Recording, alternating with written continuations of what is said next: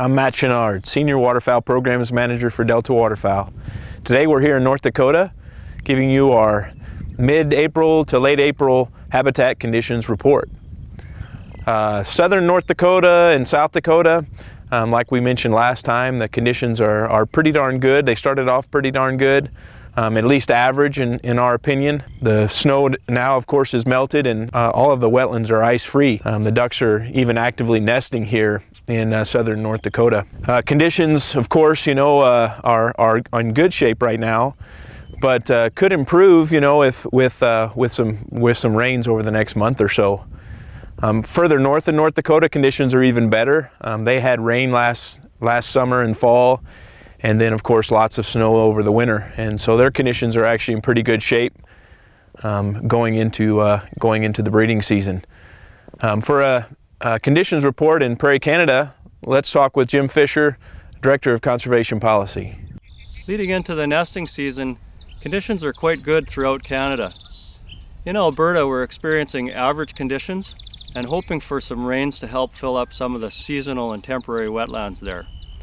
In Saskatchewan, it's a real mixed bag. We're seeing fairly dry conditions south of Regina, and then as you get further north of No. 1 Highway, wetland conditions are quite a bit better. As you get to the eastern part of the province, wetland conditions are extremely good, and bleeding over into Manitoba and western Manitoba, wetland conditions are excellent. So we're expecting a great nesting effort throughout Prairie Canada. The mallards are already starting to nest, Canada geese are sitting on eggs, and over in Ontario we're seeing conditions greatly improve since our last report due to heavy rains of late. Nesting there is well underway in the southern part of Ontario and will be coming on further as you go north and over into eastern Ontario. Thanks, Jim. Conditions elsewhere in North America are in good shape also. Mark Henley with the California Waterfowl Association reports that the spring breeding conditions in the Central Valley of California are in excellent shape. So hopefully that's good news for California hunters, as those will be important for mallards and other puddle ducks that nest in California.